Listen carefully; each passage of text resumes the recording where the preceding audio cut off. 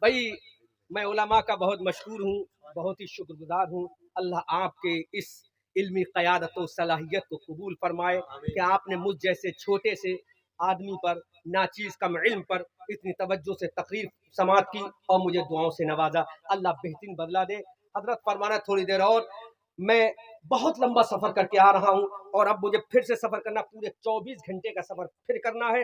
25ویں گھنٹے میں پھر مجھے اتر دیناج پور ویسٹ بنگال جانا ہے.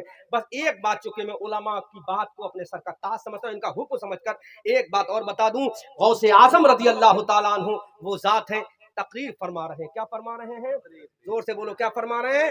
تقریر. غوث اعظم کی طاقت بھی دیکھ لو، غوث اعظم کی طاقت دیکھ لو کتنی بڑی طاقت ہے. چونکہ علماء کا حکم، علماء کا کہنا میرے لیے حکم کا درجہ رکھتا ہے. الامر فوق الادب کے تحت میں یہ بات کہہ رہا ہوں. غوث اعظم تقریر فرما رہے ہیں، جلال میں آ گئے. جلال میں جب آئے تو غوث اعظم کے امامے کا پیج کھل گیا. غوث اعظم کے امامے کا پیج کھل گیا. جب امامے کا پیج کھلا، ہماری تقریر سننے والے آپ لوگ ہو، لیکن غوث اعظم کی تقریر سننے والے اللہ کے ولی ہوا کرتے تھے. حضرت غوث اعظم کے امامے کا پیج کھلا. اس بات کو بھی علامہ شیخ عبدالحق نے اپنی کتاب میں لکھا ہے، اس کو دیکھ لینا. اس میں لکھا ہے غوث اعظم کا پیج کھلا تو تمام جو حاضرین تھے، سامعین تھے، ان سبوں نے اپنے اپنے امامے، اپنی اپنی ٹوپیاں اتار کر غوث اعظم کے قدموں میں ڈال دی. اور سے سنو، شارٹ کٹ میں بتا رہا ہوں، غوث اعظم کے قدموں میں ڈال دی. جب غوث اعظم جلال سے جمال میں آئے تو آپ نے اپنے امامے کو صحیح سے باندھا اور آپ نے حکم دیا کہ تمام لوگ اپنی اپنی ٹوپیاں، اپنی اپنی پکڑیاں اپنے سروں پر رکھ لو. سب نے رکھ لی. غوث اعظم کے سامنے ایک عورت کا زنانہ کپڑا جس کو سربند کہا جاتا ہے، آسان لفظوں میں اسی کو دوپٹہ سمجھ لو، حالانکہ دوپٹے کے نیچے پہنا جاتا ہے وہ سربند، جس میں عورتیں باندھ کر نماز پڑھتی ہیں اور بال رک جاتا ہے، اس کو سربند کہا جاتا ہے. دلی کے مارکیٹ میں بہت بکتا ہے، لیکن میں دوپٹہ بول دے رہا ہوں آسانی کے لیے. ایک لیڈیز دوپٹہ وہاں پڑا ہوا رہ گیا، جبکہ غوث اعظم کی تقریر میں کوئی عورت نہیں، کوئی لڑکی نہیں، کوئی بوڑھی نہیں، کوئی بچی نہیں. وہ دوپٹہ جب دیکھا تو لوگوں نے کہا سرکار یہاں تو سارے مرد ہی مرد ہیں، یہ دوپٹہ کہاں سے آ گیا؟ اللہ کے ولی سرکار غوث اعظم کا حکم سنو اور آپ کی شان دیکھو. فرماتے ہیں اے اللہ کے بندو، اے اللہ کے ولیو، جیسے میری تقریر تم سنتے ہو ایسی میری تقریر پوری زمین میں جہاں جہاں اللہ کے ولی ہے سب وہیں پر خاموشی کے ساتھ میری تقریر کو سماعت کرتے ہیں. سبحان اللہ.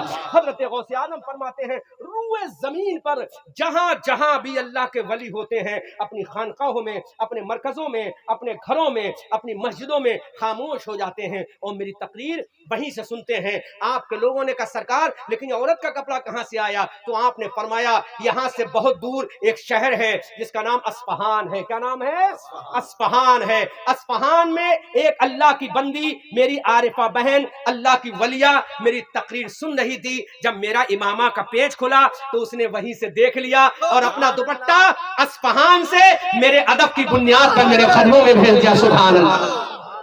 علامہ شیخ عبدالحق محدث دہلوی نے زبدۃ الاثار میں لکھا ہے. حضرات غور تو کرو، ایک میری عارفہ بہن، ایک اللہ کی ولیہ نے اصفہان سے دوپٹہ اتارا اور میرے قدموں میں پھینک دیا. سبحان اللہ. اندازہ تو کرو کہاں اصفہان اور کہاں بغداد. اندازہ کرو جہاں میں ٹھہرا ہوں حافظ صاحب کے گھر میں وہ گھر دیکھ نہیں سکتا، یہاں سے وہاں کچھ بھیج نہیں سکتا، لیکن ہاں سیٹلائٹ کا زمانہ ہے، آج سوشل پلیٹ فارم کا زمانہ ہے. یہاں سے فوٹو کلک کرو اور دنیا کے کسی بھی کونے پر فیس بک کے ذریعے، میسنجر کے ذریعے، ٹویٹر کے ذریعے، واٹس ایپ کے ذریعے بھیج سکتے ہو. تو دنیا کہے گی مولانا آر یو میڈ کیپ، کیا تم پاگل ہو؟ اور یہ سائنس کا کمال ہے کہ ایک سیکنڈ کا نہیں یہاں سے وہاں چیز چلی جاتی ہے. تو ہم کہتے ہیں سائنس کو بنانے والا ایک دنیا دار ہے اور اللہ کے ولیوں کی زبان کو بنانے والا پروردگار ہے.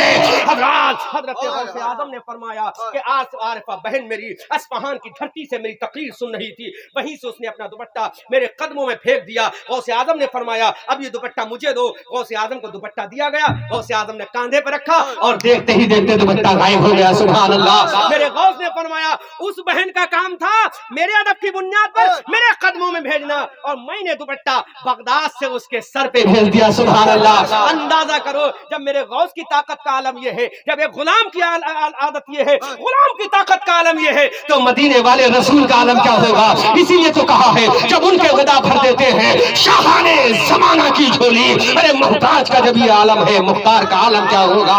जब गौसे आजम की ताकत का आलम ये है तो रसूल आजम की ताकत का आलम क्या होगा। इसीलिए मेरे रसूल फरमाते हैं जब मैंने अली को उठाया था अपने कांधों पर, अली से पूछा अली क्या देखा।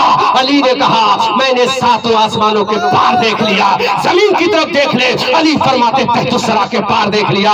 उसी अली का बेटा है अब्दुल कादिर, उसी अली का लाडला है अब्दुल कादिर, उसी हुसैन का शहजादा है अब्दुल कादिर, उसी फातिमा का लाडला है अब्दुल कादिर, उसी अब्दुल्ला सुमई का नवासा है अब्दुल कादिर, उसी मूसा अबू साले का बेटा है अब्दुल कादिर, उसी सुन्नियों का इमाम है अब्दुल कादिर, उसी वलियों का इमाम है अब्दुल कादिर, गौसे आजम का हजरत गरीब नवाज का शहंशाह है अब्दुल कादिर, अलाउद्दीन का आका है अब्दुल कादिर, निजामुद्दीन का आका है अब्दुल कादिर, फरीदुद्दीन का आका है अब्दुल कादिर, अहमद रजा का आका है अब्दुल कादिर, सिर्री सख्ती का आका है अब्दुल कादिर, जुनैद बगदादी का आका है अब्दुल कादिर। अरे सुबह क़यामत तक वली आते रहेंगे, उन सब की शहंशाही का सेरा गौसे आजम के सर सजदा रहेगा। आला हजरत फरमाते हैं तेरी सरकार में लाता है रजा उसको शफी जो मेरा गौस है और लाडला बेटा तेरा। When I will come to return your city, I will deliver speech. After this matter, inshallah, alive, I will die. I will deliver speech in doomsday in front of Allah. Baata hai Prophet Rasulullah. Bolo Subhanallah. Fama alayna illa al-balagh al-mubin. As-salam. खड़े हो जाएं सारे हजरत, दरूद और सलाम।